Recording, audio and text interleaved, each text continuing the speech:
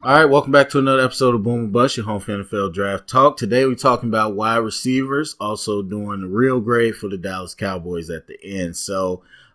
If you've been following this content for any amount of time, even this year, you will realize that I do talk about the evolution of the position a little bit as well. And wide receivers is one that probably 4 years ago now, I started to talk about it becoming like the running back. Not so much that it's devalued. And I don't mean devalued in that way. Like, people hear the running back position is devalued and they think that means in the game of football, which is a lot of people's mistake. That's why they talk so much crap about running backs. The devaluing is that it's not hard, it's not scarce to find a running back. Some might feel differently, but for the most part, we've seen players from different rounds really prosper as a running back. And the dependence on the O-line just really, makes that a true thing. And then about 4 years ago, I started to say the same thing about receivers. And not that they don't get paid money or that it's not good to have a big-time receiver, but it's just that you don't have to have the top 5 receiver for them to end up being good. And we're seeing that more and more. And the reason is because you can have different receivers. I've always been saying it's like a basketball team, it's different positions. And for a long time, there was just one position at receiver. You need to be between this height, like 6 foot, 6'1". We don't want you too tall. We want you at this speed. We want you to have this size hands. Like, everything was catered to a West Coast offense route tree. And then as different offenses started to come into the mix, people start to look for different things. Now, to a point, variety is big, and that can go anywhere. Some people might say, okay, this guy with blazing speed is not a priority for me. I wouldn't take a guy like that until the 3rd or 4th round. While another team might say speed is the number one thing we need on this team or in this offense, so that's a 1st round guy for me. They got to have speed. And so the valuing of receivers is very different and continues to change. So there's that. Also, spread offenses. I talk about it with almost all offensive positions. It's just not as good. The receivers' routes are just not as good. And receivers especially, or I say passing game especially, is one where most casual fans don't get it. They really don't. They look at numbers. You see the broadcast angle where you're staring at the quarterback and they throw the ball and you're just, the quarterback sucks, or the receiver did. Like, you don't see all the nuance that goes into the passing game. And there is a lot of it. And receivers at one point were really well trained. And now they're at a point where they really have to learn the art of being a receiver. Like, you can go get a ball on the blitz and catch it and take it 30 yards. Or you could get a reverse like a Deebo Samuel and all that and make yards. That doesn't make you a receiver. And so when we talk about receiving, we always talk about how do you perform when the pressure is the most, when it's hard. Not when it's an easy RPO slant, not when it's a, easy bubble screen. We're talking about how do you perform and press man coverage against a really fast corner, and you got to take them deep. How do you set that up, or how do you do a double? How do you play against a double team with the safety bearing down as well? And so a lot of that nuance that these receivers coming out of college just don't have, and it takes a while for them to learn it, and they actually have to be in a system where they can. And Mike Thomas is probably the biggest example to me. I was not a big fan of Mike Thomas, and I've started to evolve the way I look at a lot of players, because they're just not trained anymore on any side of the ball. And so I had to stop knocking them so much, because really they are just physical specimens, and then you got to lean more on the NFL team to train them. And I don't know if Mike Thomas didn't go to the Saints with Drew Brees and that staff. I don't know if he becomes what he is, but yeah, that's one guy I think about. So anyway, with all that being said, we're going to look at the top 5-ish guys. And again, I think the rankings are all over the place, but we are going to look at some of the guys that I think are consistent. So let's start with Jerry Jeudy out of Alabama. We'll look at both the Alabama guys. And I forgot to mention, so I look at speed, agility. Ball skills is a combination of a few things. Number one is catch radius, the ability to catch the ball away from your body and maintain it.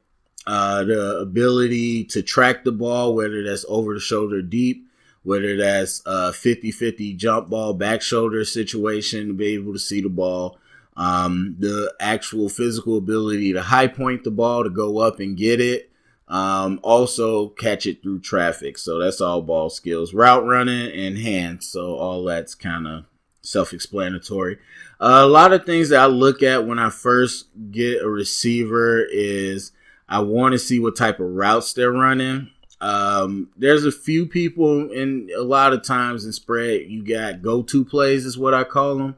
And so that's kind of when I was talking about quarterbacks. Those are the prescribed plays where they're just trying to get the ball to the receiver in space and let them do things. So there's the tunnel screens, the noun screens.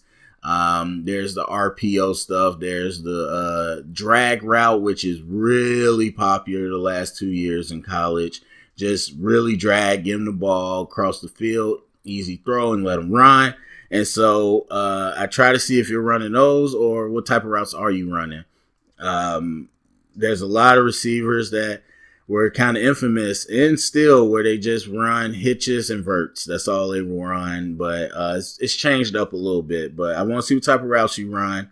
I'm looking to see what type of blocker you are. And that does not make you a good receiver, but I think blocking is an asset, especially when you look at really good running teams. I think all those receivers block. So I want to see what type of block you are. That also tells me a little bit about you as a person. Then I want to look at the yak ability. What can they do after the catch? That helps me know if you're more possession or if you got more to you than that. And then one of the biggest things I look at is what do you do against press? And for some odd reason, honestly, it's really weird to me. Somebody would have to explain it. A lot of teams don't press in college. And even when I watch corners, they'll do press bail. Or they press, but they don't jam. Like they don't play jam man-to-man coverage. So they'll do press bail where they get on the line and then run out, or they'll play off. And I just like receivers aren't really that crafty on the college level, especially the big ones. Like I would be jamming, like, or at least getting up in their face. And sometimes you don't see it. I know there's fast guys, but I don't know. I would trust it a little more in college. In the NFL, they could really F you up, especially because quarterbacks can't see that well anyway. So I would do it. But anyway, so I want to see if you get jammed, if you get pressed, how well do you handle it? Do you have good hands where you could fight off a press? Do you use good stems and stutters to set up your release off the line, or are you a guy that gets stuck on press? Because if you get stuck on press, trust me, in the league, they will do it. They will put somebody up on you on the line, and they will jam you out and take you out of the play. So I want to see how you do against that. And then after that, it's just, natural hands. What type of catcher are you, and what type of route runner are you? Not only what routes they have you do, but how well do you do them? And, do you set them up? How well do you fake? All that good stuff. So there's that. So that's a receiver. So anyway, so Jerry Jeudy out of Alabama, well built and everything. A lot of go-to plays. This is an explosive yak receiver, as I call him. Definitely a guy that you're trying to get the ball to in space and let him create after the fact. Not always my favorite receivers, but some offenses like that. I just think he's best with the ball in his hand. I like receivers that are best without the ball in their hand, that are adept at getting open. And I think Jerry Jeudy more so is best when he's just getting the ball. And they do a lot of plays to get him the ball, to get him in space, because he can run after catch really well. Above average blocker. I think his technique's bad, but he does like to get in the way and likes to get involved. I like that, but I think his technique is really bad, so that could get cleaned up. I seen him now against the press. He has been pressed a little bit. And I think that some bigger corners have not given him trouble, but they rerouted him off his spot and held up his route a little bit. But off the line, I don't know that he's the physical type to like beat you up off the line, at least not right now. I think he's more of a guy that's going to set up his release with his stems and stutters. I think his release game is pretty good I said great, for a college player. Not a lot of college players are really good at that, but I think he uncovers pretty well off the line. Separation's good, very sudden. I like his double moves, but mostly he's a guy that's best when he's coming across the field. So again, those drag or crossing routes, not so much the straight vert or the hitches or the curls or any of that. I think when he's coming inside across the field, he sets it up a little better. And his double moves, like I said, set up pretty well. On average, I say he has good separation, which is pretty high because most of these players don't have good separation.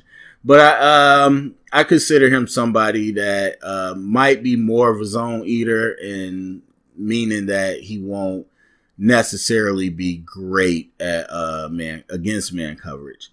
So I gave him a level 4 speed, level 4 agility. Actually gave him level 4 everything: speed, agility, ball skills. Good radius. I think he can high point the ball, even though he didn't have a lot of opportunities to. I like his route running. Gave him a level 4, like I said, and I gave him a level 4 with his hands. He catches. He does catch with his body a lot, but away from his body, he showed that he can make those plays. So next up, Henry Ruggs out of Alabama.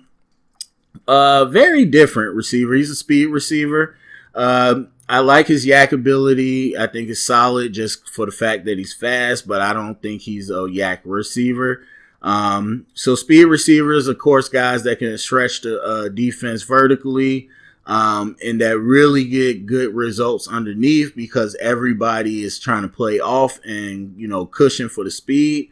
And so as a result, they didn't jam him a lot off the line.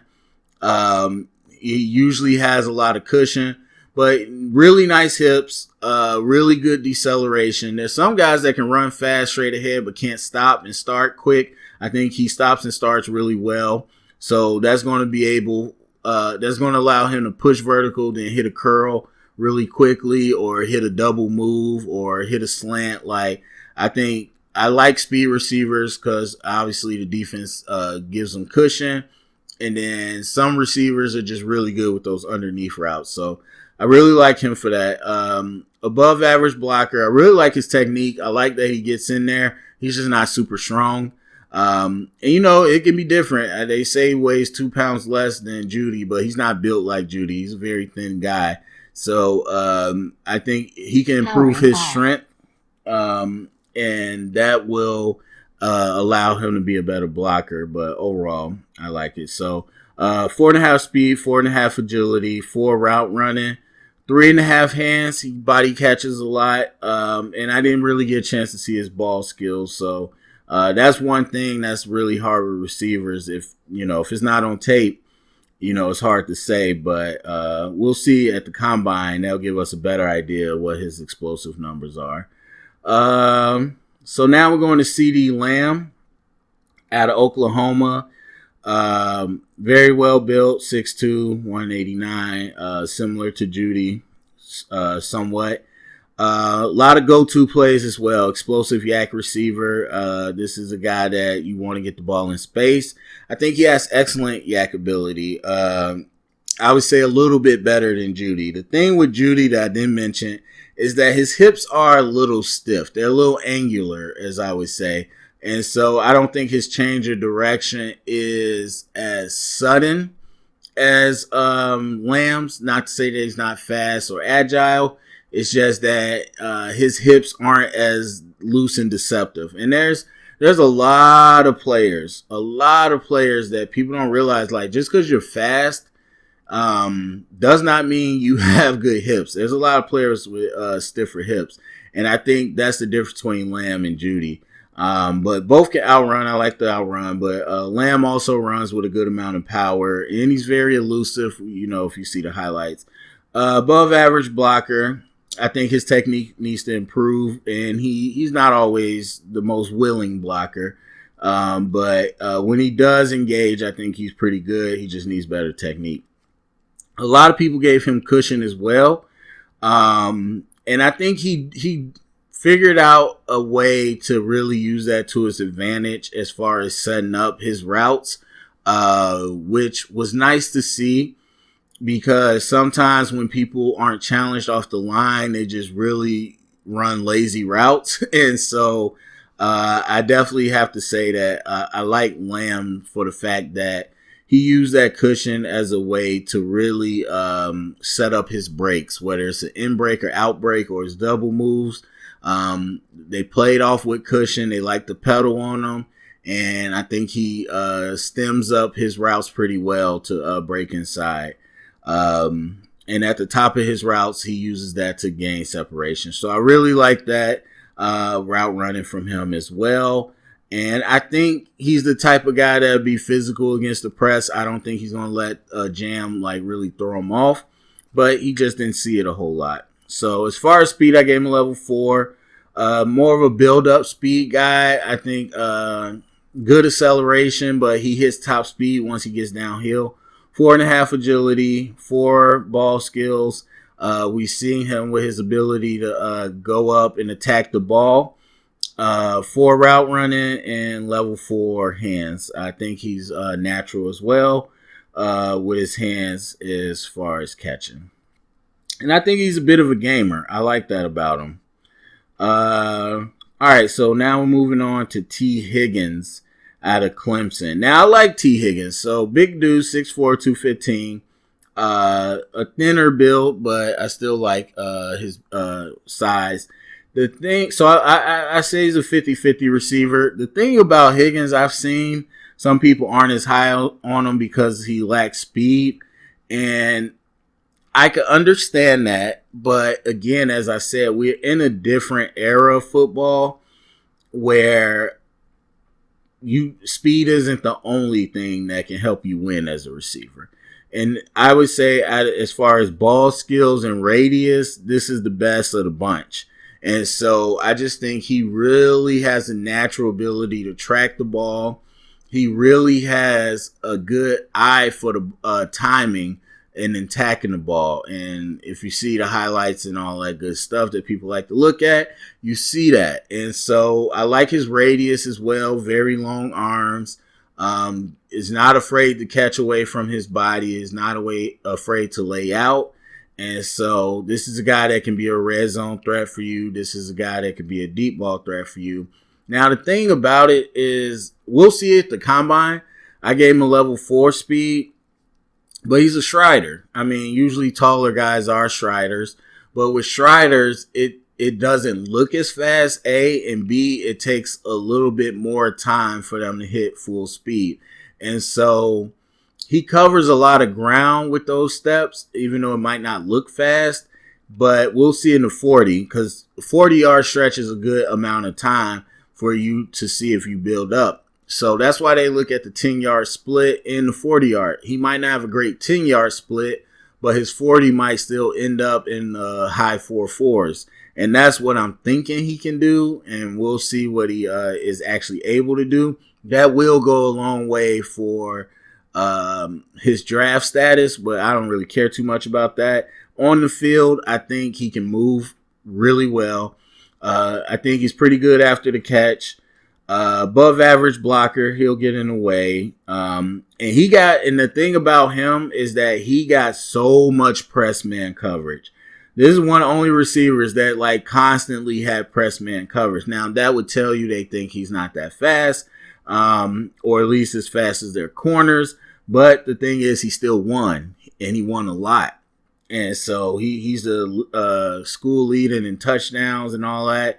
So I think obviously he knows how to handle press, and that's my biggest concern when you're talking about going into the league. So I like the wingspan. I like the movement ability.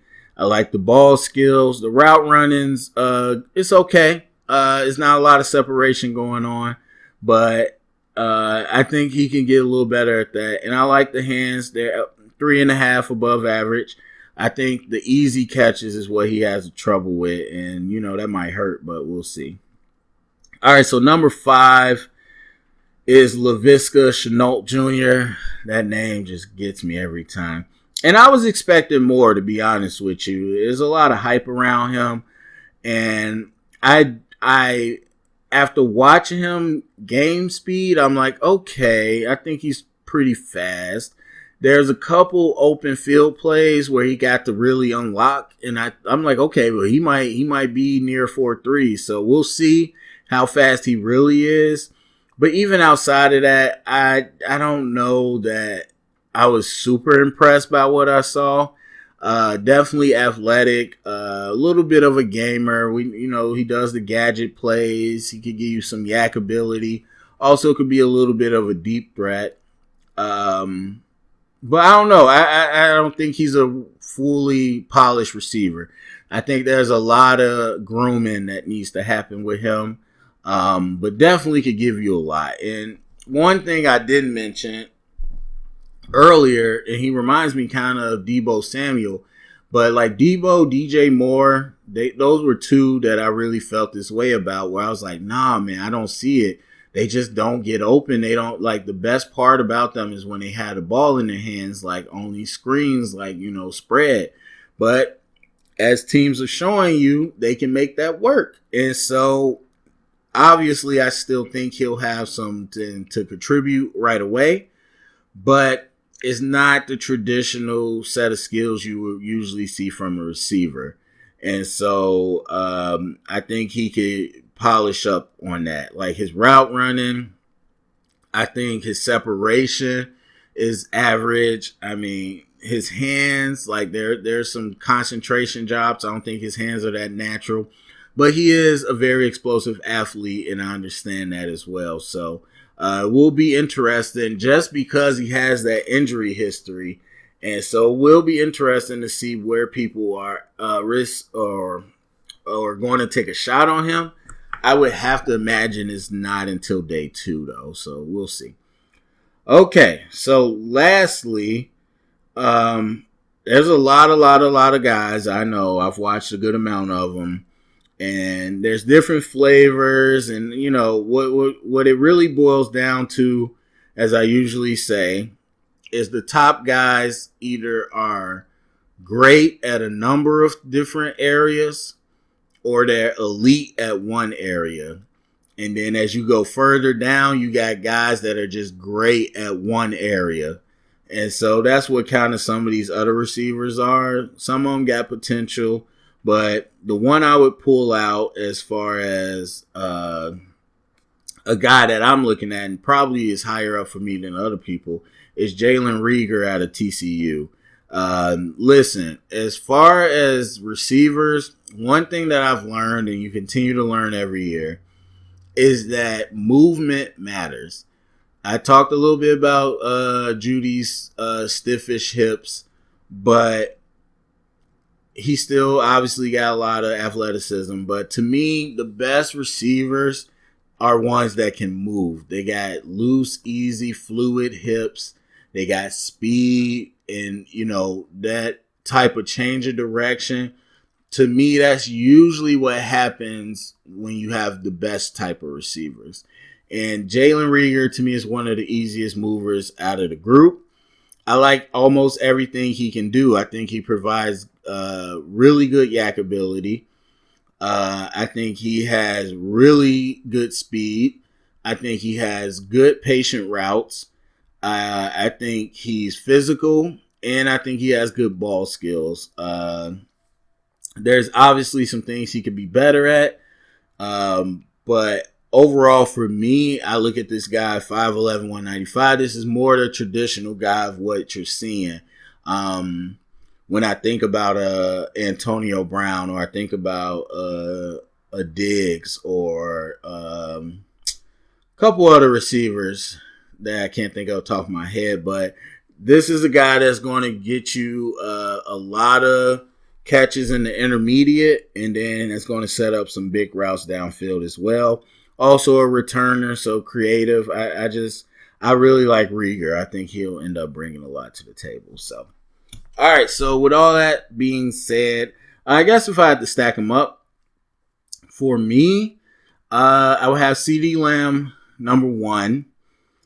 Then 2, I would probably, I guess for now, I have Judy. And then I have Rieger at 3. I would have Ruggs at 4 and Higgins at 5. So yeah. So now going into the real grade, we are looking at the Dallas Cowboys. And so, as mentioned before, my philosophy, you wait 3 years after the draft to grade a draft class or player. And so we're looking at the 2017 draft, and we're going to give it a real grade, not the grade that you get when the first round is over, but the actual grade. So let's look at this. 2017 Dallas Cowboys, we got 9 picks. And we'll just go through them. So Taco Charlton, first round, no longer with the team. On the Dolphins, I think last year technically starting. We'll see what happens. Woozier, second round, still with the team starting. Jordan Lewis, still with the team starting nickel.